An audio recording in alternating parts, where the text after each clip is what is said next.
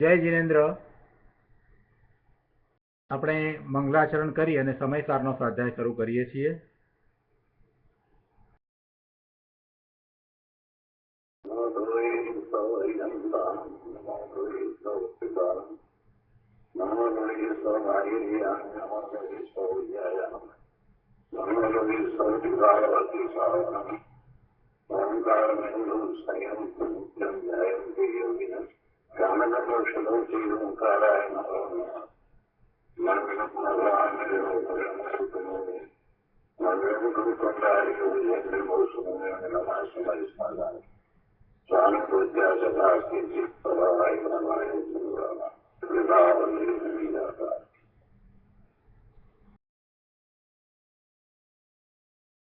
સમયસાર ભગવાન કુંદકુંદાચાર્ય રચિત સમયસાર તથા ભગવાન અમૃતચંદ્રાચાર્ય રચિત આત્મખ્યાતિ ટીકા કળશ સહિત એનો સ્વાધ્યાય આપણે કરી રહ્યા છીએ.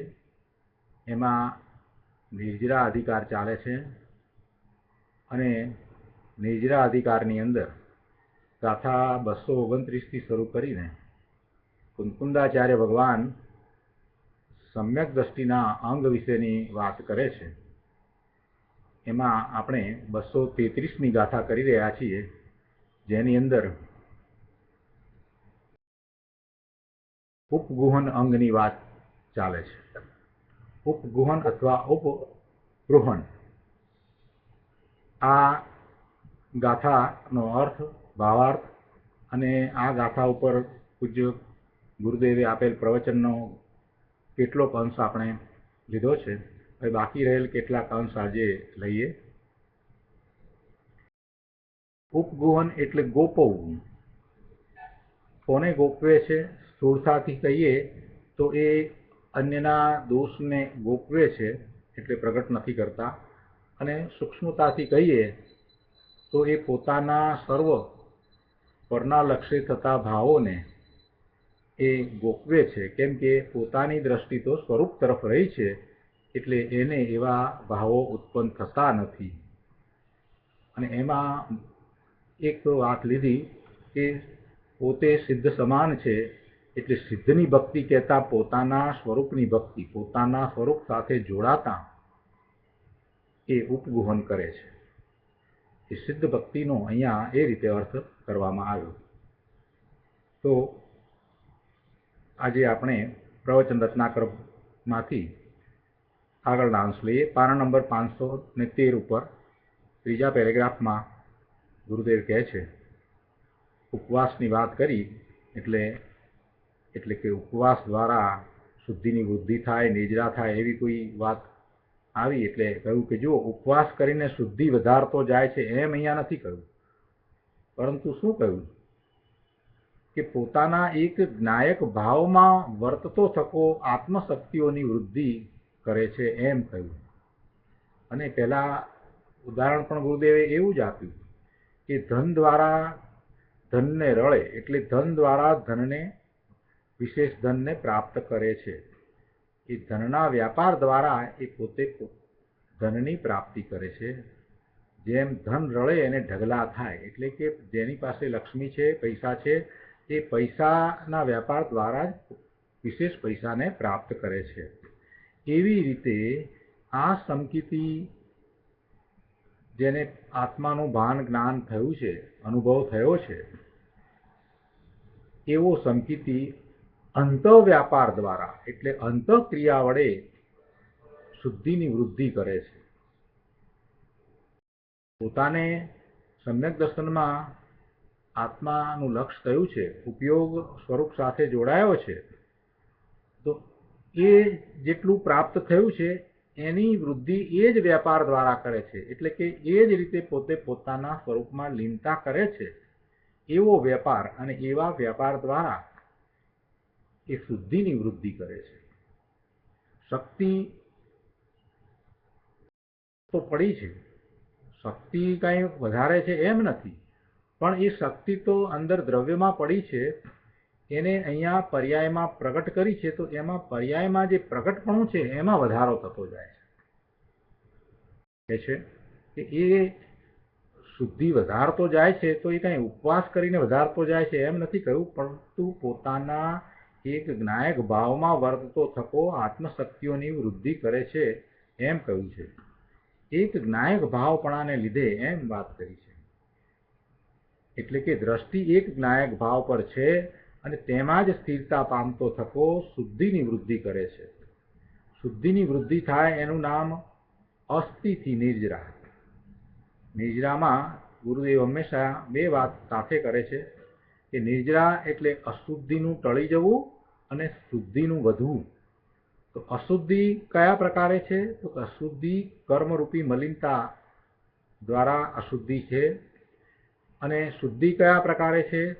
તો કે પોતાના સ્વરૂપમાં જેમ જેમ એકાગ્રતા કરે છે તેમ તેમ એની વૃદ્ધિ થતી જાય છે. એટલે પોતે આનંદ સુખ શાંતિનો અનુભવ કરે છે એમાં વૃદ્ધિ થતી જાય છે. એટલે શુદ્ધિની વૃદ્ધિ થાય એનું નામ અસ્થિતિ નિર્જરા છે. જ્યારે અશુદ્ધતાનું ટળી જવું, કર્મનું ખરી જવું, એ નાસ્તિથી નિર્જરા છે. એટલે અસ્થિતિ અને નાસ્તિથી બંને રીતે નિર્જરાનો વિચાર કરીએ ત્યારે આપણને ખ્યાલ આવે છે કે સાચી નિર્જરા કયા પ્રકારે હોય. નિર્જરા કરીએ પણ નિર્જરાને જાણતા જ નથી કે કયા પ્રકારે નિર્જરા છે, તો એનો અર્થ શું? અને કઈ રીતે નિર્જરા થાય એ પણ જાણતા નથી અને માત્ર બાહ્યમાં ખોરાક ન લઈએ એવો ઉપવાસ કરીએ એથી કાંઈ શુદ્ધિની વૃદ્ધિ થતી નથી કે કર્મનું ખરી જવું પણ થતું નથી. એ તો જે થઈ રહ્યું છે તે થઈ રહ્યું છે અને નવા કર્મ બંધાઈ રહ્યા છે. એમાં ન તો સંવર છે અને ન તો નિર્જરા છે. એટલે ગુરુદેવ એ વાત અહીંયા સમજાવે છે કે શુદ્ધિની વૃદ્ધિ થાય છે અને અશુદ્ધતાનું ટળી જવું એટલે કર્મનું ખરી જવું થાય છે એવી નિર્જરા છે. અને એવી નિર્જરા સમ્યક દ્રષ્ટિને એક જ્ઞાયક ભાવે રહ્યો છે માટે થાય છે. આગળ પણ અહીંયા 5મા પેરેગ્રાફમાં કહે છે કે સમ્યક દ્રષ્ટિ ઉપબૃહક અર્થાંત આત્મશક્તિઓનો વધારનાર છે. ઉપબૃહક શબ્દ અમૃતચંદ્રાચાર્ય ભગવાને ટીકામાં લીધો છે. ઉપબૃહક એટલે આત્મશક્તિઓનો વધારનાર. સમ્યક દ્રષ્ટિ આત્મશક્તિઓનો વધારનાર છે. આત્મશક્તિ દ્રવ્ય અપેક્ષાએ તો અંદર છે જ. એ તો અનંત શક્તિનો પિંડ એવો ભગવાન આત્મા ત્રિકાળ એવું દ્રવ્ય છે જ, પરંતુ પર્યાયમાં જે પ્રગટ શક્તિ છે એનો વધારનાર છે. તેથી તેને જીવની શક્તિની દુર્બળતાથી એટલે કે મંદતાથી એટલે પ્રગટ મંદતાથી થતો બંધ નથી, પરંતુ નિર્જરા જ છે. જો શું કહ્યું કે સમ્યક દ્રષ્ટિને સમ્યક દર્શનની સાથે શુદ્ધતા તો પ્રગટી છે. સમ્યક દ્રષ્ટિને જ્યારે સંકિત થયું ત્યારે એને શુદ્ધતા તો પ્રગટી છે અને તેમાં અંતરમાં એકાગ્રતા કરતા કરતા એ વૃદ્ધિ કરે છે, શુદ્ધતાની વૃદ્ધિ કરે છે. એકાગ્રતા ક્યાં કરે છે? અંતરમાં કરે છે. અંતરમાં એકાગ્રતા કરવી એટલે કે પોતાના સ્વરૂપમાં લીનતા કરવી, રમણતા કરવી, ત્યાં રોકાઈ રહેવું. એવો એ વ્યાપાર પોતાના જ્ઞાન દર્શનના ઉપયોગને ધ્રુવ તરફ ઢાળીને એનો અનુભવ કરીને પછી ત્યાં જ રોકાઈ રહેવું, ત્યાં જ વિશેષતાથી એકાગ્રતા કરવી, એવો એકાગ્રતાનો વ્યાપાર એ દ્વારા એ શુદ્ધિની વૃદ્ધિ કરે છે. અને એવી શુદ્ધિની વૃદ્ધિ કરે છે ત્યારે એને અતિન્દ્રિય આનંદનો અનુભવ થાય છે. અને એ આનંદ કેવો છે? લોકમાં ક્યાંય ન મળે એવો અલૌકિક આનંદ છે. એવા આનંદની વૃદ્ધિ થાય છે. જેટલો સમય એ સ્વરૂપમાં રહે છે એટલો સમય એને ખૂબ આનંદ, ખૂબ શાંતિની દશા હોય છે. એટલે આનંદરૂપી અમૃતના માલને વધારી દે છે એમ અહીંયા ગુરુદેવે કહ્યું. અતિન્દ્રિય આનંદરૂપી અમૃતના માલને વધારી દે છે. આત્માનું લક્ષ્ય કરીને જ્યારે એ સ્વભાવે ભાવે પરિણમે છે અને જે અનુભવ કરે છે એમાં આનંદનો અનુભવ છે. એ આનંદનું વેદન છે અને એ વેદન કાંઈ ઇન્દ્રિયો દ્વારા થાય છે એમ નથી, અતિન્દ્રિયપણે એ આનંદ વેદાય છે. અને એ આનંદને અહીંયા અમૃત સમાન કહ્યો છે. એટલે એવા અમૃત સમાન આનંદને એ જેટલી એકાગ્રતા વિશેષ કરે છે એટલી વધુ પ્રાપ્તિ કરે છે. તેથી કહે છે કે દુર્બળતાને લઈને જે બંધ થતો હતો તે હવે થતો નથી. પોતાના પુરુષાર્થમાં કોઈક નિર્બળતા ખામીને કારણે એને પરનું લક્ષ્ય થતું હતું અને એમ જે બંધ થતો હતો એ હવે નથી. આગળ 514માં પાના ઉપર કહે છે કે આનંદ આનંદ આનંદ અનાકુળ આનંદ વધી જવાને કારણે સંકિતિને દુર્બળતાથી થતો બંધ થતો નથી, પણ જે દુર્બળતા છે તે નાશ પામી જાય છે. જ્યાં સબળતા પ્રગટી ત્યાં દુર્બળતા એટલે કે અશુદ્ધિ નાશ પામી જાય છે અને તેથી તેને બંધ થતો નથી પણ નિજરાજ થાય છે. આગળ બીજા પેરેગ્રાફમાં પણ કહે છે કે ભગવાન તને તારા અંતઃતત્વના મહિમાની ખબર નથી. જેમ સુવર્ણને કાટ લાગે નહીં, સોનાને કાટ લાગે નહીં, તેમ કર્મ તો શું અશુદ્ધતાએ જેને અડતી નથી એવો ચૈતન્ય મૂર્તિ એક જ્ઞાયક ભાવરૂપ પ્રભુ અંદર આત્મા છે. સોનાને કાટ લાગતો નથી, એની ઉપર ગમે તેટલું પાણી પડે એને બહાર રાખવામાં આવે તો પણ એને કાટ ન લાગે. જ્યારે એને બદલે લોખંડ રાખવામાં આવ્યું હોય તો એને કાટ લાગે. અરે તાંબુ રાખવામાં આવ્યું હોય તો એ પણ લીલું થઈ જાય, એના પણ ઓક્સાઇડ થાય. પણ સોનાને બહાર મૂકવામાં આવે, એની પર વરસાદ પડે, તડકો પડે, બધું થાય તો પણ એને કાટ ન લાગે. એમ આ ભગવાન આત્માને ગમે તેવા કર્મનો બંધ પડ્યો હોય, ગમે તે પ્રકારની એને એવી અશુદ્ધ પર્યાયો થતી હોય, તે છતાંય ભગવાન આત્મા તો સદાય એવો ને એવો જ રહે. એને કાંઈ મલિનતા અડે નહીં, અશુદ્ધતા એને અડે પણ નહીં. એ તો ચૈતન્ય મૂર્તિ એક જ્ઞાયક ભાવરૂપ આનંદનો નાદ છે. એ એવો ને એવો જ રહે છે. પણ એવો ને એવો કોને રહે છે? રહે છે તો બધા જીવોને, પણ જેને એની દ્રષ્ટિ થઈ છે એને એવો અનુભવમાં આવે છે. જીવ માત્ર સિદ્ધ સમાન છે એમ તો કહ્યું, પણ એ તો શક્તિ અપેક્ષાએ સિદ્ધ સમાન છે. અને ભગવાન આત્મા સદાય ત્રિકાળ શુદ્ધ જ છે, એને કર્મરૂપી મલિનતાનો સ્પર્શ પણ નથી. એ તો શક્તિ અપેક્ષાએ કહ્યું. અહીંયા તો સમ્યક દ્રષ્ટિની વાત છે કે સમ્યક દ્રષ્ટિને જેની દ્રષ્ટિ આત્મા તરફ ગઈ છે, જેને એવા શુદ્ધ આત્મદ્રવ્યનો અનુભવ થયો છે, એની વાત લીધી છે. એટલે એને માટે એમ કહેવાય કે એને તો ભગવાન આત્મા ત્રિકાળ શુદ્ધ જ છે અને એને તો ક્યાંય કર્મ અડતું નથી ને નડતું પણ નથી. જેની દ્રષ્ટિ ભગવાન આત્મા ઉપર પડી છે એને કોઈ કર્મ અડતું પણ નથી અને નડતું પણ નથી. એનો તો એક જ્ઞાન વ્યાપાર છે. પોતે જ્ઞાન સ્વભાવી ભગવાન આત્મા છે, એનો તો એક જ્ઞાન વ્યાપાર છે. એટલે એવા સમ્યક દ્રષ્ટિને નિર્જરાજ થાય છે. કે છે કે જેમ સુવર્ણને કાટ લાગે નહીં તેમ કર્મ તો અને અશુદ્ધતા તો આ ભગવાન આત્મા ચૈતન્ય મૂર્તિને અડતી પણ નથી. આ તો એક માત્ર જ્ઞાયક ભાવ છે અને એની જેને દ્રષ્ટિ થઈ છે, અંતરદ્રષ્ટિ થઈ છે, તેને સંકિત અને અતિન્દ્રિય આનંદ પ્રગટ થાય છે. વળી તેમાં જ અંતર એકાગ્રતાનો અભ્યાસ કરતા એવી સિદ્ધ ભક્તિ અથવા તો આત્મભક્તિ પ્રગટ થાય છે. આત્મશક્તિ એવી વૃદ્ધિગત થાય છે કે તેમાં દુર્બળતા અથવા અશુદ્ધતા ક્રમે કરીને નાશ પામતી જાય છે. જો કર્મનો નાશ થવો, કર્મનો ક્ષય થવો એ એના કારણે થાય છે.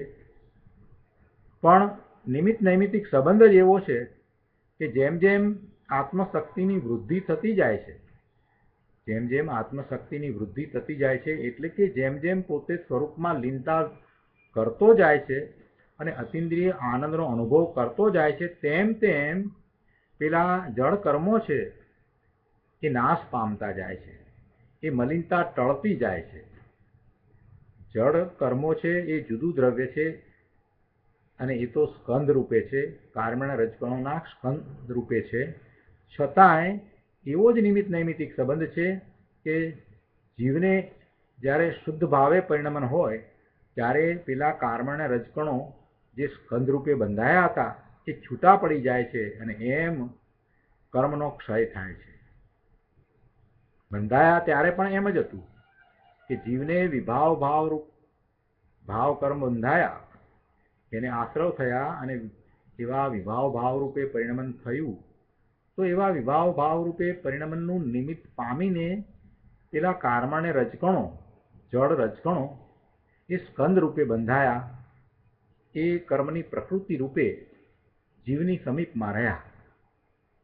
તો એ જ પ્રમાણે હવે જીવના ભાવ શુદ્ધ ભાવ થાય છે, શુદ્ધ ભાવે એનું પરિણમન થાય છે, અંતરમાં એકાગ્રતા કરતાં એનું પરિણમન શુદ્ધ ભાવે થાય છે. તો એનું નિમિત્ત પામીને પેલા કાર્મણે રજકણો જે કર્મરૂપે બંધાયા હતા એ છૂટા પડી જાય છે. એટલે એમ એને કર્મનો ક્ષય થાય છે. ગુરુદેવ એ વાત અહીંયા સમજાવે છે કે અંતર એકાગ્રતાનો અભ્યાસ કરતા એટલે વારંવાર પોતાના સ્વરૂપમાં જતા, સ્વરૂપમાં વિશેષતાથી રહેતા, ત્યાં ટકીને રહેતા, ત્યાં રમણતા કરતા, જે આત્મભક્તિ એટલે કે પોતાના સ્વરૂપનો અનુભવ કરવા રૂપ ભક્તિ એ પ્રગટ થાય છે. અને એવી આત્મભક્તિ પ્રગટ થતાં આત્મશક્તિનો વિકાસ થયો એમ કહેવાય છે. એટલે આત્મશક્તિ એવી વૃદ્ધિગત થાય છે કે તેમાં દુર્બળતા અથવા અશુદ્ધતા ઘટતી જાય, ક્રમે ક્રમે એ ઘટતી જાય છે અને તેથી તેને દુર્બળતાકૃત બંધ પડતો નથી. દુર્બળતાને કારણે જે કર્મના બંધ પડે એ પડતા નથી. દુર્બળતા કયા પ્રકારની છે? તો પુરુષાર્થમાં જે દુર્બળતા જે છે એમાં એનું લક્ષ્ય ક્યારેક સ્વને છોડીને બહારમાં જાય છે તો પણ એને એવા બંધ પડતા નથી. અહીંયા નાની સમ્યક દ્રષ્ટિની દ્રષ્ટિ તો સ્વરૂપ તરફ વળી છે ને, એને તો આત્માની ભક્તિ છે ને, સ્વરૂપનો અનુભવ છે ને, સ્વાનુભૂતિ છે ને, અને એવી સ્વાનુભૂતિમાં એ પોતે શુદ્ધિની વૃદ્ધિ કરે છે અને એ વખતે એને કર્મની નિર્જરા થાય છે. તો એવું છે છતાં પણ ક્યારેક કોઈક પ્રકારે એને દુર્બળતા છે, તો એ દુર્બળતાને કારણે આશ્રવને બંધ થતા હતા એ નથી થતા, પરંતુ નિર્જરા જ થાય છે એમ દ્રષ્ટિની મુખ્યતાથી કથન કરવામાં આવ્યું છે. એટલે આ નિર્જરા છે અને આ ધર્મ છે. અને સિદ્ધ ભક્તિ એટલે પોતાના સ્વરૂપની ભક્તિ. સ્વરૂપની ભક્તિ એટલે સ્વરૂપનું મહાત્મા આવ્યું છે એ સિદ્ધ સમાન છે, શુદ્ધ છે. એનું લક્ષ્ય કરતા પોતાને અલૌકિક આનંદનું વેદન થાય છે એવી એ સિદ્ધ ભક્તિ. ભાવાર્થમાં ગુરુદેવ કહે છે બીજા પેરેગ્રાફમાં કે સમ્યક દ્રષ્ટિએ પોતાનો ઉપયોગ સિદ્ધ ભક્તિમાં જોડ્યો છે એમ આવ્યું ને. એટલે શું?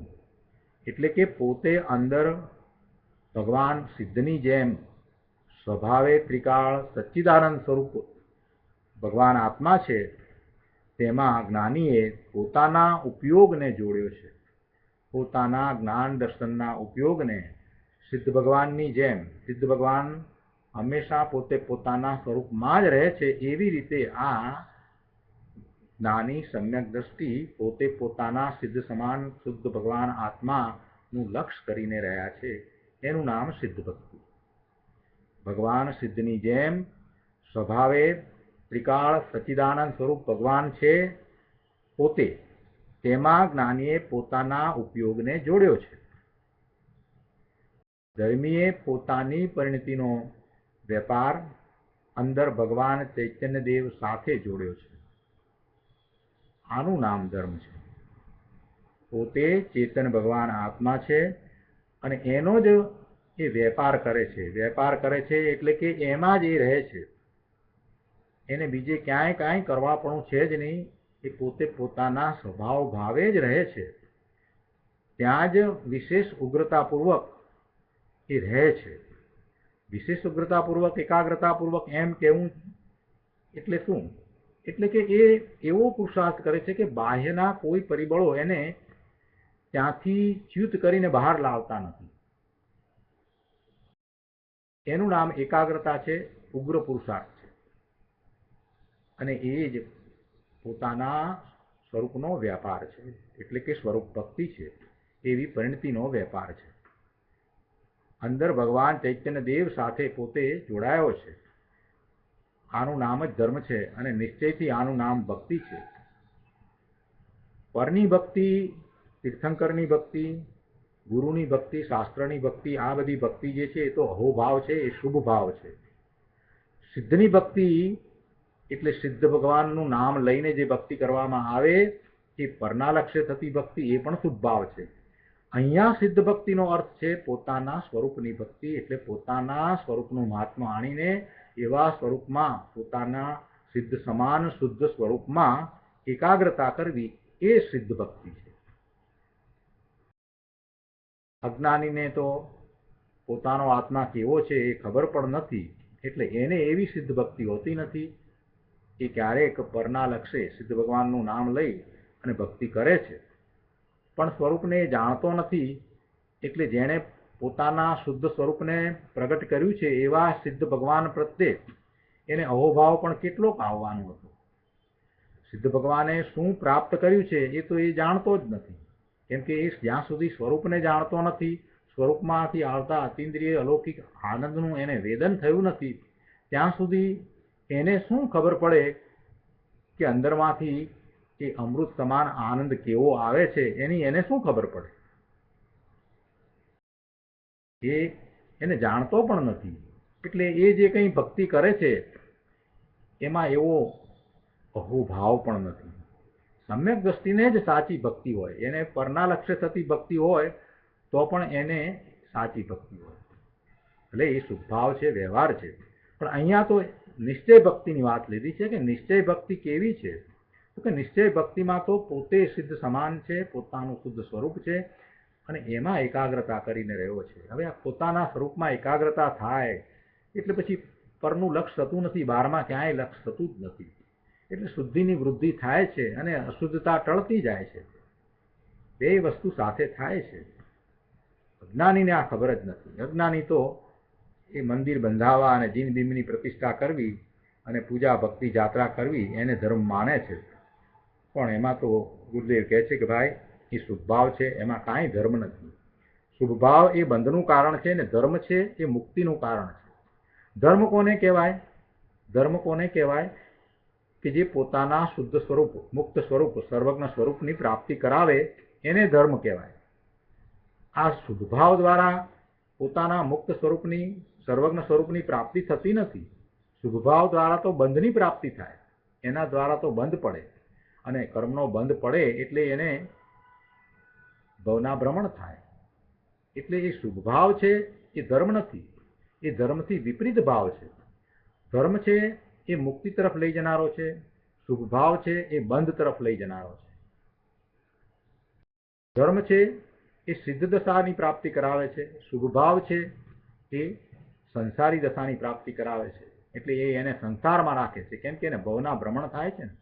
ભલે ને પછી એ દેવ થાય કે ઇન્દ્ર થાય, ગમે તે થાય, પણ છેવટે તો એને ભવનું ભ્રમણ જ થયું ને. શુભભાવ દ્વારા ભવનું ભ્રમણ થાય, શુભભાવ દ્વારા ધર્મ ન થાય. ધર્મ તો પોતાના સ્વરૂપમાં એકાગ્ર કરતા કરતા થાય છે. ધર્મ પોતાના સ્વરૂપમાં એકાગ્રતા કરતા કરતા થાય છે. જેમ જેમ એકાગ્રતા થતી જાય તેમ તેમ તેમ તેમ એને સ્વરૂપની પ્રાપ્તિ થતી જાય છે, સ્વરૂપનો અનુભવ થતો જાય છે, સ્વરૂપમાંથી આવતા આનંદની વૃદ્ધિ થતી જાય છે, શુદ્ધિની વૃદ્ધિ થાય છે અને અશુદ્ધિ ટળતી જાય છે. એવો એ ધર્મ છે, એવો એ મુક્તિનો માર્ગ છે.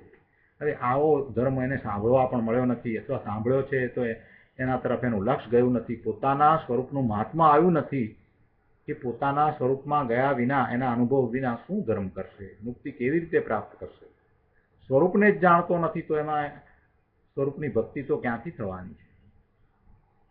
515માં પાના ઉપર ગુરુદેવ કહે છે બીજા પેરેગ્રાફમાં કે અને જ્યાં ઉપયોગ સિદ્ધ ભક્તિમાં જોડ્યો ત્યાં અન્ય ધર્મો પર દ્રષ્ટિ જ ન રહી, તેથી તે સર્વ અન્ય ધર્મોનો ગોપવનાર છે અને આત્મશક્તિનો વધારનાર છે. આ વાત પંડિતજીએ કરી છે. એને સમજાવતા ગુરુદેવ કહે છે કે જુઓ શું કહ્યું કે ઉપયોગ જ્યાં સિદ્ધ ભક્તિમાં એટલે કે શુદ્ધ ચૈતન્ય સ્વરૂપ નિજ પરમાત્માની ભક્તિમાં જોડાયો છે ત્યાં અન્ય ધર્મો પર દ્રષ્ટિ રહેતી જ નથી. દ્રષ્ટિ પોતાના ત્રિકાળ નાયક ઉપર પડી છે ત્યાં જ એ રહ્યો છે, એટલે અન્ય ધર્મો પર પદાર્થોના ધર્મો પર પદાર્થોના પરિણમન તરફ, પર પદાર્થોને લક્ષ્ય થતા પોતાના વિભાવ ભાવ તરફ દ્રષ્ટિ જ નથી. એટલે કે એ બધું કંઈ ઉત્પન્ન જ થતું નથી, એને વિભાવ ભાવરૂપ પરિણમન જ થતું નથી, સ્વભાવ ભાવે જ પરિણમન છે. કહે છે સમકીતીને અંતર એકાગ્રતા થતા નિમિત્ત અને રાગ અને પર્યાય એ અન્ય ધર્મો ઉપર દ્રષ્ટિ પડતી જ નથી, દ્રષ્ટિ જતી જ નથી, દ્રષ્ટિ રહેતી જ નથી. છેલ્લા પેરેગ્રાફમાં કહે છે કે ઉપયોગને જ્યાં સિદ્ધ ભક્તિમાં જોડ્યો ત્યાં અન્ય ધર્મો ઉપર દ્રષ્ટિ જ ન રહી. ઉપયોગ જ્યાં અંદર વસ્તુમાં જોડાયો, વસ્તુ એટલે આત્મા, એમાં જોડાયો ત્યાં દ્રષ્ટિ અન્ય ધર્મો કહેતા વ્રત તપ આદિ રાગ ઉપર કે દેવ ગુરુ આદિ નિમિત્ત ઉપર કે વર્તમાન પર્યાય ઉપર ન રહી. જો ત્રણ વસ્તુ એક સાથે લઈ લીધી. અન્ય ધર્મો કહેતા શું કહ્યું કે વ્રત તપ આદિ શુભ ભાવ રાગ એના ઉપર પણ દ્રષ્ટિ ન રહી. દેવ ગુરુ શાસ્ત્ર વગેરે જે છે તે બધા નિમિત્ત છે તો એના ઉપર પણ દ્રષ્ટિ ન રહી. અને વર્તમાન પર્યાય એની જે પર્યાય છે તે મનુષ્યની કે દેવની કે જે પર્યાય છે તે પર્યાય ઉપર પણ એની દ્રષ્ટિ ન રહી, માત્ર ત્રિકાળી નાયક ભાવ ઉપર જ દ્રષ્ટિ રહી છે. અને એવી સિદ્ધ ભક્તિ છે, એવી સિદ્ધ ભક્તિમાં એનો ઉપયોગ ત્યાં રહ્યો છે ત્યારે ઉપયોગ અંદર વસ્તુમાં જોડાયો ત્યારે દ્રષ્ટિ અન્ય ધર્મો કહેતા વ્રત તપ આદિ શુભ રાગ ઉપર કે દેવગુરુ આદિ નિમિત્ત ઉપર કે વર્તમાન પર્યાય ઉપર ન રહી. વર્તમાન પર્યાય પણ હવે તો ખ્યાલમાં આવતી નથી. હું રમેશ છું, હું મનુષ્ય છું, આ વાત પણ હવે તો યાદ નથી આવતી. પોતે ત્રિકાળ ભગવાન આત્મા નાયક નાયક નાયક છે એમ એ વસ્તુમાં જોડાયો છે, પોતાના સ્વરૂપમાં જોડાયો છે, દ્રષ્ટિ સ્વરૂપ તરફ કરીને રહ્યો છે. એટલે હવે ક્યાંય દ્રષ્ટિ જતી નથી. અને એમ થાય છે ત્યારે એને શુદ્ધિની વૃદ્ધિ રૂપ નિર્જરા થાય છે. આ વાત કરી એટલે કોઈએ પ્રશ્ન કર્યો 516માં પાના ઉપર પ્રશ્ન કર્યો છે કે તો પછી આ બધા મંદિર બંધાવવા અને આ સ્વાધ્યાય ભવન બનાવ્યું એને આ હોલ બનાવ્યા અને આ સમોસરણની અહીંયા પ્રતિકૃતિ બનાવીને આ બધું શું, એ શા માટે બનાવ્યા? જુનાગઢમાં પણ આ બધું બન્યું છે ને. ગુરુદેવ ઉત્તર આપે છે કે ભાઈ એ મંદિર આદિને કોણ બનાવે? એ તો બધા જળ પરદ્રવ્ય છે. એની રચના તો એના કારણે એના કાળે થઈ છે. તેમાં આ જીવનું કાંઈ કર્તવ્ય નથી. જીવ ચેતન ભગવાન આત્મા છે અને પેલું બધું તો જળ છે. એ જળની પર્યાય જળ પરમાણુઓથી થઈ. એમાં જીવનું કાંઈ કરવા પણ નથી, જીવે કાંઈ કર્યું પણ નથી ને જીવનું કાંઈ કર્તવ્ય પણ નથી. હા, જીવને કદાચ વિભાવ ભાવ રૂપે એટલે કે શુભ ભાવ એવો આવ્યો કે આવું મંદિર બને, પણ એથી કરી એ જીવનું કાર્ય થતું નથી. એવો ભાવ થવો તો જીવને તો એવા વિભાવ ભાવ અનેક પ્રકારે થાય, છતાં બધું એ પ્રમાણે થાય છે એમ તો બનતું નથી. સવારે ઉઠે ત્યારથી ઉઠીને સાંજ સુધીમાં એ 1,00,000 પ્રકારના ભાવ કરે. તો એ બધું એ જ પ્રમાણે કાંઈ થાય છે? એમ તો થતું નથી. માત્ર એવા વિભાવ ભાવે પરિણમન કરતા એને આશ્રવને બંધ થાય છે, પણ બહારમાં તો જે થવાનું હોય એ જ થાય છે. પર પદાર્થની અંદર એના ભાવનું નિમિત્ત છે માટે કંઈ થઈ જાય છે એમ તો નથી. એને એવો ભાવ આવ્યો કે મંદિર બને એટલે મંદિર બની જાય છે એમ નથી. મંદિર બનવાનું હોય તો બને, મંદિર બનવાનું હોય તો બને, ત્યારે એમ સમજવું કે એનો જે ભાવ હતો એ વખતે એનો પુણ્યનો ઉદય હતો એટલે એમ કહેવાય. પણ મંદિર એ તો જડની પર્યાય છે અને જડની પર્યાય એ જડ પરમાણુઓથી થઈ, એમાં જીવનું કાંઈ કરવાપણું નથી. તથાપિ ધર્મી જીવને મંદિર આદિ બનાવવાનો અને ભક્તિ પૂજા કરવાનો સ્વભાવ આવે છે, એવો રાગ એને પણ આવે છે, અને એ પુણ્ય ભાવ છે, પણ ધર્મ નથી. એવો ભાવ આવે ન આવે એમ નહીં, પોતે પોતાના નિર્વિકલ્પ ધ્યાનમાંથી બહાર આવે છે તો શુભ ભાવ તો મુનિઓને પણ આવે છે. એટલે ચોથા ગુણસ્થાને પણ એવા શુભ ભાવ છે, પાંચમે ગુણસ્થાને પણ છે, અને છઠ્ઠે ગુણસ્થાને પણ એવા શુભ ભાવ હોય છે. એટલે એ તો શુભ ભાવ છે, એ પુણ્યનો ભાવ છે, અને એવો પુણ્યનો ભાવ ધર્મીને જરૂર આવે, ન આવે એની વાત જ નથી. તેનો કોઈ ઇનકાર કરતા જ નથી. આ મંદિર, જીન પ્રતિમા, ભક્તિ પૂજા આદિ કાંઈ છે જ નહીં, કંઈ વસ્તુ જ નથી, એ ખોટા છે એમ વાત નથી, એ જુઠ્ઠા નથી, એ બરાબર છે. એ બધા હોય છે, અને ધર્મીને પણ એવા ભાવ આવે છે. એવા જીન પ્રતિમાની સ્થાપનાનો ભાવ, મંદિર બનાવવાનો ભાવ, એવા ભાવ ધર્મીને આવે, સમ્યક દ્રષ્ટિને પણ એવા ભાવ આવે છે. પણ છતાં પણ એ શુભ ભાવ છે ને એ વડે કાંઈ ધર્મ થાય છે એમ જો માનવામાં આવે તો એ મિથ્યાત્વ છે. એ વડે એટલે કે મંદિર બંધાવાથી ધર્મ થાય છે. ધર્મ નામ શું? ધર્મ નામ મુક્તિનો માર્ગ. મુક્તિનો માર્ગ એટલે પોતે પોતાના શુદ્ધ સ્વરૂપની પ્રાપ્તિ. એટલે મંદિર બંધાવવાથી પોતાના શુદ્ધ સ્વરૂપની પ્રાપ્તિ થાય એમ ન બને. મંદિર બંધાવવાનો ભાવ આવ્યો એ શુભ ભાવ છે ને એના દ્વારા પુણ્યનો બંધ પડે, અને આવો પુણ્યનો બંધ પડે એવો શુભ ભાવ સમ્યક દ્રષ્ટિને પણ આવે. એ ન આવે એમ ન હોય. એ જ રીતે ભક્તિનો અને પૂજાનો ભાવ પણ સમ્યક દ્રષ્ટિને પણ આવે. જેની પ્રતિમાની પૂજાનો ભાવ, એના અભિષેકનો ભાવ સમ્યક દ્રષ્ટિને આવે આવે આવે ને આવે જ, ન આવે એમ બને નહીં. એ કાંઈ વસ્તુ જ નથી, એ ખોટી વસ્તુ છે, જુઠ્ઠું છે એમ નહીં, પરંતુ એ શુભ ભાવ છે, અને શુભ ભાવ છે એ પુણ્યબંધનું કારણ છે, એ મુક્તિનું કારણ નથી. એ સર્વજ્ઞતા પ્રગટ કરવાનું કારણ નથી. સર્વજ્ઞતા જેને પ્રગટ કરવી છે, જેને પોતાની શુદ્ધ મુક્ત દશાને પ્રગટ કરવી છે, સિદ્ધ પર્યાયને જેને પ્રગટ કરવી છે, એને પુરુષાર્થ અંદરમાં કરવાનો છે. આ બહારનો પુરુષાર્થ જે છે એ શુભ ભાવ રૂપે પુરુષાર્થ છે, જ્યારે એને જે પુરુષાર્થ કરવાનો છે તે અંદરમાં કરવાનો છે. પોતાના સિદ્ધ સમાન શુદ્ધ આત્મતત્વનું મહાત્મ્ય લાવીને એવા ભાવે એને રહેવાનું છે. એવો પુરુષાર્થ એને જાતે અંદરમાં કરવાનો છે. એટલે આ કાંઈ વસ્તુ જ નથી એમ નહીં, એ છે. જેની પ્રતિમા પણ છે, ભક્તિ છે, પૂજા છે, બધું છે, ભયાવ્રત છે, બધું છે.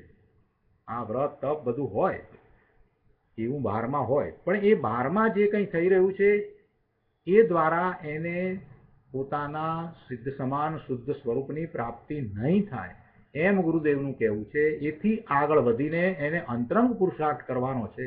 આ વાતનું જોર છે. જો એ બહારમાં જે કંઈ કરી રહ્યો છે એ દ્વારા ધર્મ માનશે તો એ પુણ્યબંધને કારણે ભવના ભ્રમણ કરશે, એ પોતાના શુદ્ધ સ્વરૂપની પ્રાપ્તિ નહીં કરી શકે. એટલે જે પુરુષાર્થ બાહ્યમાં વર્તી રહ્યો છે એ પુરુષાર્થને એને અંતરંગ કરવાનો છે, એની દિશા પલટાવવાની છે. દિશા પલટાવશે છતાં પણ બહારમાં જે થવાનું છે તે તો થશે જ, કેમ કે જળની ક્રિયાને એ કાંઈ અટકાવી શકવાનો નથી. મંદિરની રચના થવી, પ્રતિમાની સ્થાપના થવી, આ બધી જળ પરમાણુઓની જે પર્યાયો છે એ પર્યાયો એ એના કારણે થવાની છે, તે થશે જ. એટલે એને કાંઈ એવી ચિંતા કે ઉપાધિ કે વ્યગ્રતા કરવાની જરૂર નથી કે પછી મંદિર જ નહીં બંધાય તો શું થશે, જગતમાં પછી મંદિરો જ નહીં થાય તો શું થશે, બધા આત્મા તરફ વળી જશે ને કોઈ મંદિર નહીં બંધાવે તો શું થશે. પણ ભાઈ તું ધીરો પડ, શાંતિ રાખ, જરા સમજ. જડની ક્રિયા જડના કારણે જે થવાની છે તે થાય થાય થાય ને થાય જ. એટલે તારે એની કાંઈ ચિંતા કરવાની જરૂર નથી. પ્રતિમાની સ્થાપના થવી, મંદિરો બનવા, આ તો બધું થવાનું જ છે. તું તારો પુરુષાર્થ અંતરંગ કર, અને બાહ્યમાં તને ક્યારેક એવા શુભભાવ આવે તો ભલે આવે, એને તું ધર્મ નહીં માનતા, એને શુભભાવ માન. એને તું શુભભાવ માન. એવા ભક્તિના ભાવ, વિનયના ભાવ કે મંદિર બંધાવવાના ભાવને તું શુભભાવ માન. એને તું મુક્તિનું કારણ નહીં સમજ. તને પણ એવો ભાવ આવે ને બીજાઓને પણ એવો ભાવ આવશે, આવવો હશે તો આવશે. અને ત્યાં મંદિર બનવાનું હશે તો બનશે. એ એના કાળે બનશે. એના કાળે બનશે. એમાં કોઈ કાંઈ કરી શકતું નથી. બાહુબલીજીની પ્રતિમા સોનગઢમાં આવી અને લગભગ 2 વર્ષથી ત્યાં પડી છે. 2 વર્ષ થવા આવ્યા, હજી એ રેઝ કરી શકાય નથી. કોણ કરે? ગુરુદેવ હોત તો કહેત કે કોણ કરે પ્રતિમાને રેઝ? કોણ કરે?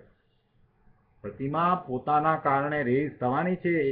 એની પર્યાય જે કાળે જે થવાની છે ત્યારે તે થશે, થશે ને થશે. એને કોઈ અટકાવી શકવાનું નથી. અને જ્યારે નથી થવાની ત્યારે એ પ્રતિમા અત્યારે આડી પડી છે તો આડી પડેલી જ છે. એ જડની પર્યાય કોણ કરે?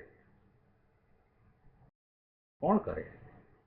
આ વાત આપણે ખૂબ શાંતિથી વિચારવાની જરૂર છે પ્રભુ. ગુરુદેવના વખતમાં બાહુબલીજીની આવી મોટી પ્રતિમા ન બની અને અત્યારે બની. ઘણાને એમ થાય કે આ બધા અત્યારે શું લઈને બેઠા છે, કે એવો પણ કોઈને વિચાર આવે. કોઈને એમ પણ થાય કે એ વખતે બની હોત તો સારું, એવું પણ કોઈને થાય. ને કોઈને એમ થાય કે તમે 2 વર્ષ થયા કેમ હજી કાંઈ કરતા નથી, એવું પણ થાય. અરે પણ બધા તમે જરા શાંતિ પડો. તમે આ ગુરુદેવની વાણી સાંભળી, આટલો સ્વાધ્યાય કરો ને એમ કેમ નથી વિચાર કરતા કે ગુરુદેવે તો કહ્યું જ છે કે જડના કાર્યો જડ કરે, પૂતગળના કાર્યો પૂતગળ કરે. એ પ્રતિમા બનવી, જે કાળે એની સ્થાપના થવી, એ બધી એની જન્મક્ષણ છે. જ્યારે થવાની છે ત્યારે જ થશે. એમાં કોઈ શું કરે? નકામાના વિભાવ ભાવે પરિણમવું, નિંદાઓ કરવી અને ઉથલીઓ કરવી અને એકબીજાને ઉપર દોષારોપણ કરવું, એના સ્થાને ગુરુદેવે જે કહ્યું છે એ વાતનો સ્વીકાર કરવો. ગુરુદેવે તો એમ કહ્યું છે કે ભાઈ જડના કાર્યો જડ કરે, મંદિર બનવાના કાળે બને, પ્રતિમાની સ્થાપના થવાની હોય તે વખતે થાય જ. અને આ પૂજા ભક્તિ વિનય આ બધું છે એ કાંઈ જૂઠું છે એમ નથી. જો બહુ સ્પષ્ટ અહીંયા તો કહ્યું છે કે જીન પ્રતિમા ભક્તિ પૂજા આદિ કાંઈ છે નહીં, તે જૂઠો છે એમ નથી. પણ એ વડે કોઈ ધર્મ માની લે તો એ મિથ્યા છે, એનો ઇનકાર નથી.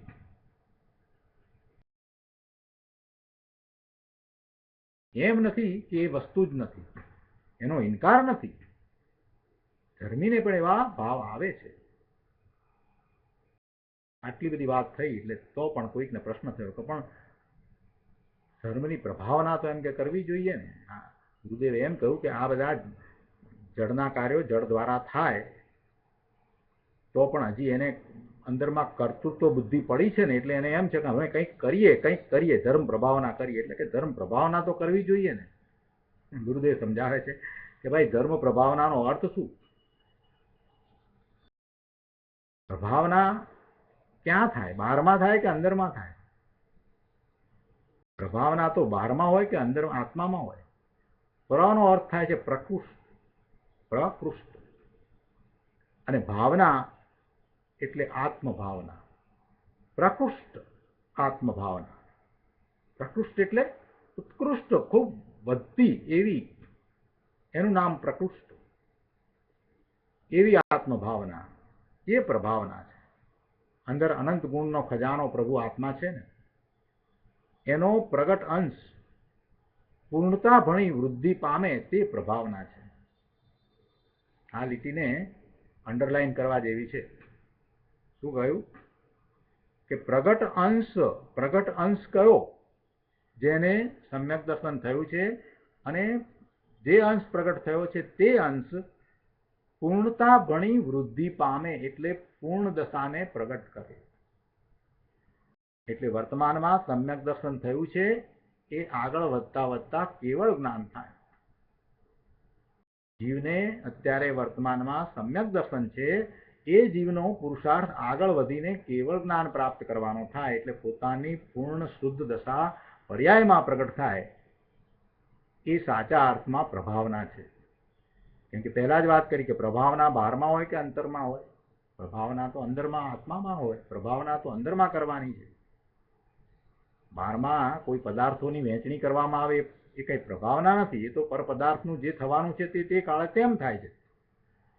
નાના હતા ત્યારે પેલા પતાસા વેચતા હતા અને સાકર વેચતા હતા અને આ નાળિયેર વેચતા હતા અને બધી એ પ્રભાવનાઓ થતી હતી. સ્કૂલમાં ભણતા હતા ત્યારે અને પાઠશાળા જતા હતા ત્યારે આવી બધી પ્રભાવના થતી હતી ને પ્રભાવના લઈને આવતા હતા. પાઠશાળામાં પણ અવારનવાર પ્રભાવનાઓ થતી હતી.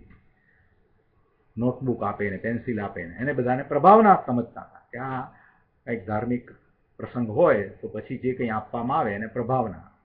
અને એવું જ સમજાવવામાં આવતું હતું. એટલે બધા જીવોને એમ જ છે કે કાંઈક વસ્તુ આપવામાં આવે તો પ્રભાવના કરી કહેવાય. આ પુસ્તક છપાય છે અને એમાં પછી આપણે થોડુંક ડોનેશન આપીને એક આપણા બાપુજીને કે બાના નામનું ડોનેશન આપી અને એમાં ફોટો એમનો લગાડીને પછી એ પુસ્તક બધાને આપીએ એટલે આપણે ધર્મ પ્રભાવના કરી. ગુરુદેવ તેની ના પાડે છે કે એ પ્રભાવના છે જ નહીં. પ્રભાવના તો અંદર આત્મામાં હોય. તમે 10,000 પુસ્તક માટે ડોનેશન આપ્યું અને એમાં પછી તમારા બા કે બાપુજીના તમે ફોટા આપ્યા અને નામ લખાયું અને પછી એ પુસ્તક બધાને વહેંચ્યા. એટલે તમે અતિ ઉત્સાહમાં આવીને એમ કહો કે આ ધર્મ પ્રભાવના થઈ. અરે ભલા ભગવાન, એ પુસ્તક જળ છે અને એ જળ પુસ્તકનું જે રીતે થવાનું હતું એ રીતે જ થઈ રહ્યું છે. અને તમારી પાસેથી જે લક્ષ્મી ગઈ, તમે જે પૈસા ડોનેશન તરીકે આપ્યા, એ લક્ષ્મીનું પણ એમ જ થવાનું હતું. એ પણ જળ છે. માત્ર તમે તો શુભભાવ કર્યા. એ શુભભાવ એ પ્રભાવના નથી. શુભભાવ કાંઈ પ્રભાવના નથી. શુભભાવ તો પુણ્યબંધનું કારણ છે. પ્રભાવના તો આત્મામાં હોય, અંદરમાં હોય. અને એવી પ્રભાવનાથી શું થાય તો કે છે કે જે શુદ્ધતાનો અંશ પ્રગટ થયો છે એ પ્રગટ અંશ પૂર્ણતા ભણી વૃદ્ધિ પામે, એનું નામ પ્રભાવના છે. જે પ્રગટ અંશ છે, શુદ્ધતાનો પ્રગટ અંશ, જે સમ્યક દર્શન થતા જે પ્રગટ થયો છે, એ અંશ એ પૂર્ણતા ભણી વૃદ્ધિ પામે.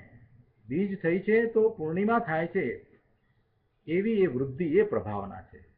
એટલે સમ્યક દ્રષ્ટિને સાચા અર્થમાં પ્રભાવના હોય છે. અને પ્રભાવનાનું સ્વરૂપ તો અંતરંગ છે. એ બાહ્યમાં વસ્તુ આપવી એનું નામ પ્રભાવના નથી. ગુરુદેવ કહે છે બાકી બહારમાં એ પ્રભાવનાનો શુભભાવ હોય છે અને તે પુણ્યબંધનું કારણ છે. ધર્મીના તે ભાવને વ્યવહાર પ્રભાવના કહે છે. બાકી અજ્ઞાનીને તો નિશ્ચય નથી ને વ્યવહારે નથી. બેમાંથી કાંઈ નથી.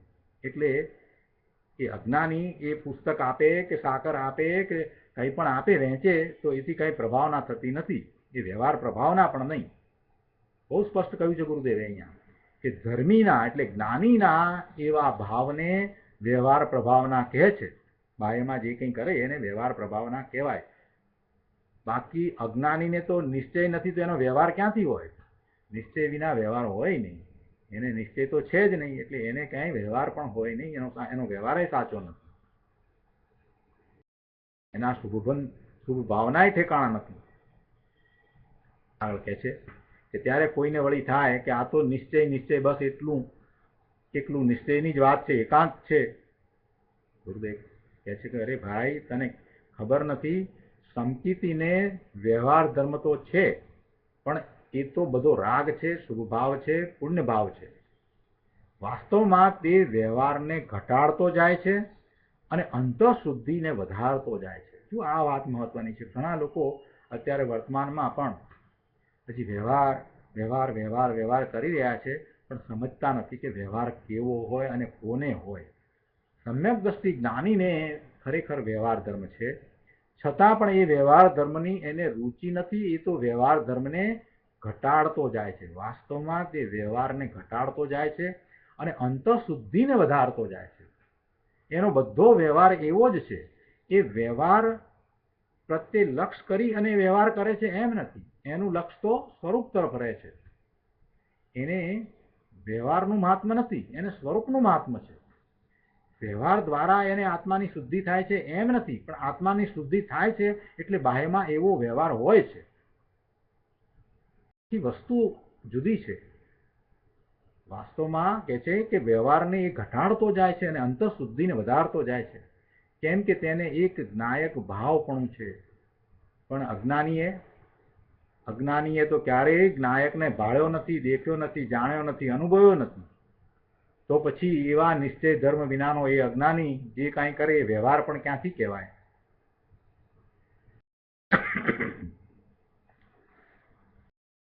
જેને નિશ્ચય ધર્મ નથી એને વ્યવહાર ક્યાંથી હોય? નિશ્ચય વિના વ્યવહાર હોય ને.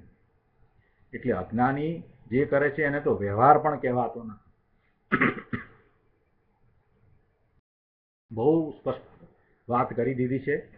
શાંત ચિત્તે એના ઉપર બહુ વિચારવાની જરૂર છે. પ્રભુ વ્યવહારનો ક્યાંય ગુરુદેવે લોપ કર્યો નથી. વ્યવહારને વ્યવહાર તરીકે બરાબર સમજાવ્યો છે. અને એ વ્યવહાર સાચો ક્યારે કહેવાય? તો નિશ્ચય હોય તો વ્યવહાર કહેવાય. જેને નિશ્ચયનું ભાન નથી, નિશ્ચયને સમજ્યો નથી, એને વ્યવહાર કેવો? આગળ 517માં પાના ઉપર ગાથાની વધારે વાત કરે છે. ત્રીજા પેરેગ્રાફમાં કહે છે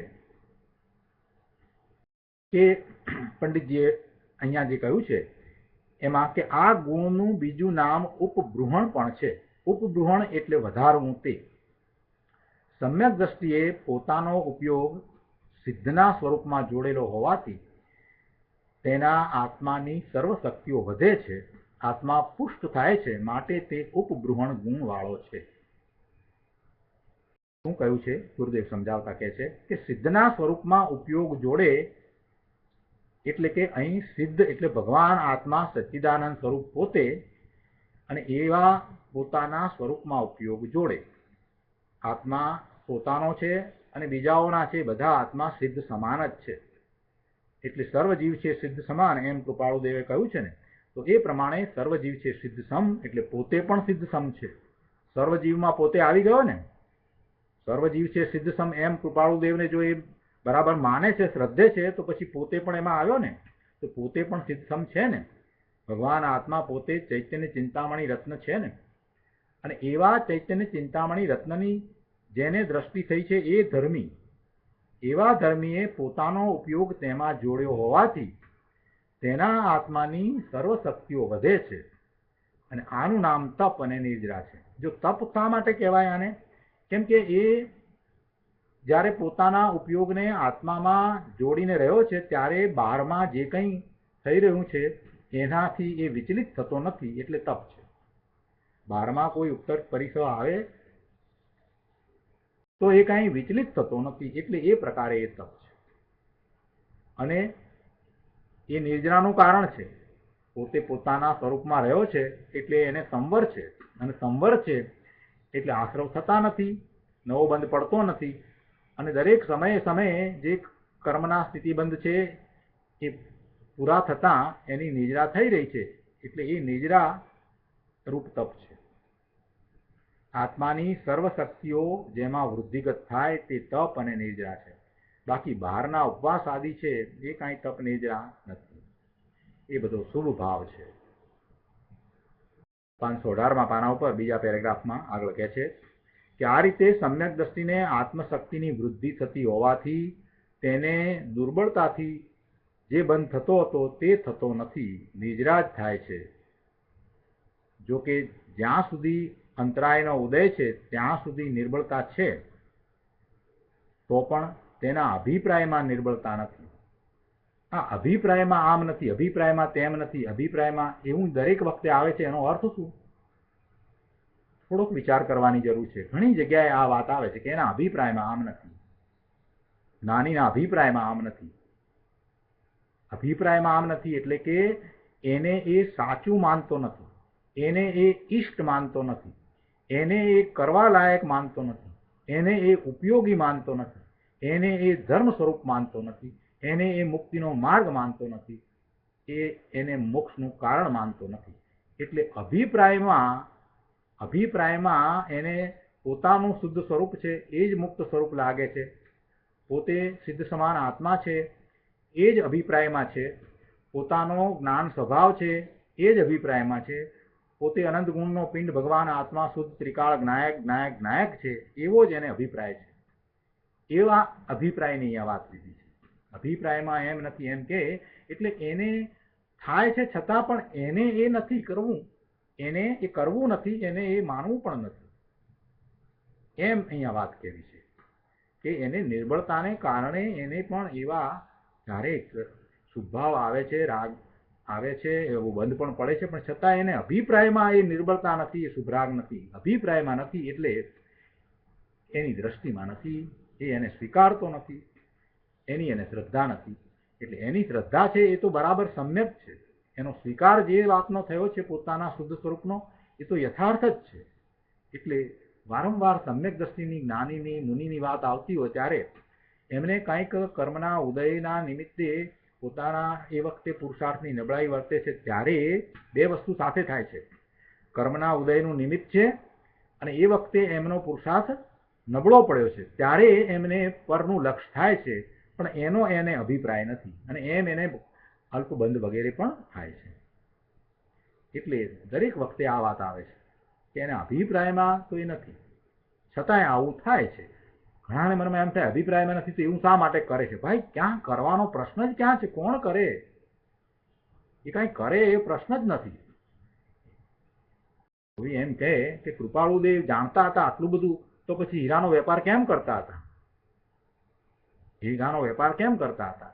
પોતે આત્મજ્ઞાની હતા છતાં પણ હીરાનો વેપાર શા માટે કરતા હતા? એક તરફ અંબાલાલભાઈને જુઠાભાઈને આ પ્રમાણે પ્રેરણા આપતા હોય અને બીજી તરફ પાછો હીરાનો વેપાર કરે કે સુભાગભાઈ સાથે આવી ગહન ધર્મની ચર્ચા કરતા હોય, એવો પત્ર લખતા હોય અને બીજી તરફ હીરાનો વેપાર કરે. આવું શા માટે? પ્રશ્ન થવો જોઈએ ને. પ્રભુ પોતે તો અલિપ્ત જ હતા અને વેપાર તો પછી શા માટે થતો હતો? તો કે એમના અભિપ્રાયમાં એ વેપાર જે છે એ વેપાર ન હતો, આત્માનો વેપાર એને જે તો વેપાર સમજતા હતા. બહારમાં જે થતું હતું એ તો કર્મના ઉદયને કારણે આવી પડેલા સંયોગો હતા, પણ પોતે આત્મજ્ઞાની સંત હતા, પોતે એવા આત્મજ્ઞાની મહાપુરુષ જેમની અંતરંગ દશા કેવી અદ્ભુત હતી એની શું વાત કરી. ગુરુદેવે ખૂબ વાત એમના વિશે કરી છે કે કૃપાળુદેવ શ્રીમદ રાજચંદ્રજીની અંતરંગ દશા તો અદ્ભુત હતી. એવી અંતરંગ દશા આ કાળને વિશે ભાગ્યે જ જોવા મળે. એવા આત્મજ્ઞાની શા માટે હીરાનો વેપાર કરે? પણ એ તો આવી પડેલા સંયોગ છે અને એ સંયોગ સાથે જ્યારે જોડાય છે ત્યારે એ વખતે એમને પોતાના પુરુષાર્થની નબળાઈ છે અને એને એ જાણે પણ છે, પોતાના પુરુષાર્થની નિર્બળતાને એ જાણે પણ છે, પણ એથી કરીને એમનો અભિપ્રાય એમ નથી કે આ હીરાનો ધંધો છે તે સારો છે, હીરાનો વેપાર કરવાથી મને લાભ છે, એવો કાંઈ એમને અભિપ્રાય નથી. એમને તો એ પોતે કરે છે એવું કર્તૃત્વ પણ નથી. એ થવું હોય તો થાય, ન થવું હોય તો ન થાય, મારે ને એને શું છે? એ થવા કાળે થાય છે, એથી જુદો હું ભગવાન આત્મા ત્રિકાળ નાયક છું, એવી એમની દ્રષ્ટિ હતી. એટલે ક્યાંય એમ નથી. ઘણાને એમ થઈ જાય છે, જે લોકોને બહુ અભ્યાસ ન હોય એ લોકો ઘણીવાર આવા પ્રશ્ન કરે છે કે એ જાણતા હતા તો પછી કેમ કરતા હતા? પ્રભુ, એ કરતા ન હતા, એ થતું હતું, એના કરતા પણ થતા ન હતા. કરતા કરવા વાળા એવા કરતા એ નહોતા થતા, એના માત્ર જ્ઞાતા જ હતા. પણ આ વાત જ્યાં સુધી પોતાના સ્વરૂપનું લક્ષ્ય ન થાય અને સ્વરૂપની દ્રષ્ટિ નથી થઈ ત્યાં સુધી અંદરમાં બેસવી મુશ્કેલ છે. જો એ વાત અંદરમાં ન બેઠી હોય તો પણ આત્મજ્ઞાની સંતોએ આ વાત કરી છે, માટે એનો સ્વીકાર કરવો અને ધીરે ધીરે ધીરે એ વાત પોતાને જ્યારે સમ્યક દર્શન થશે ને ત્યારે સમજાઈ જશે. ગુરુદેવને, કૃપાળુદેવને કે બેનશ્રીબેનને અસત્ય બોલવાનું કાંઈ પ્રયોજન નથી. એટલે એ જ્યારે આ વાત કરતા હોય કે એ અભિપ્રાયમાં જ્ઞાનીને એ નથી એમ જ્યારે કહેતા હોય ત્યારે સમજવું કે વાત બરાબર છે. આગળ કહે છે અહીંયા કે સમ્યક દ્રષ્ટિને આત્મશક્તિની વૃદ્ધિ થતી હોવાથી દુર્બળતાથી જે બંધ થતો હતો તે હવે થતો નથી. એટલે કે સબળતા વૃદ્ધિગત થવાથી ધર્મીને દુર્બળતા રહી નહીં, દુર્બળતા ચાલી ગઈ અને દુર્બળતાકૃત બંધ પણ એમને થતો નથી. બહુ સુંદર વાતો ગુરુદેવે આજે આ ગાથામાં કરી છે. ઘણી નવી વાતો એમણે મૂકી છે અને આ બધાનો ફરીને અભ્યાસ કરવાની જરૂર છે. ગુરુદેવનું આ 233ની ગાથા ઉપરનું આખું પ્રવચન શાંત ચિત્તે સવારના પહોરમાં વાંચી જવાની જરૂર છે. એના ઉપર મનન મંથન ચિંતન કરવાની જરૂર છે અને જ્યાં જ્યાં એમ લાગે કે આ વાક્ય એવા છે કે જે હંમેશા વારંવાર યાદ કરવાથી એક વિશેષ પ્રકારનું ચિંતન શરૂ થશે, તો એવા વાક્યોની નીચે અંડરલાઈન કરવી, લીટી કરી, અને એ વાક્યને પછી યાદ રાખવા, સ્મરણમાં રાખવા, એ વાક્યને ફરી ફરીને યાદ કરવા, એને વાગોળવા. અને એમ કરતાં એક અદ્ભુત દશા ઉત્પન્ન થશે કે જેમાં બધું ધીરે ધીરે ધીરે સહજ લાગવા માંડશે. જો મહાપુરુષોના આવા જે અમૂલ્ય વચનામૃત હોય છે ને, એને વારંવાર વિચારવા, સ્થૂળ દ્રષ્ટિથી નહીં, સૂક્ષ્મ દ્રષ્ટિથી વિચારવા. તો આજનો સ્વાધ્યાય આપણે અહીંયા સુધી રાખીએ છીએ.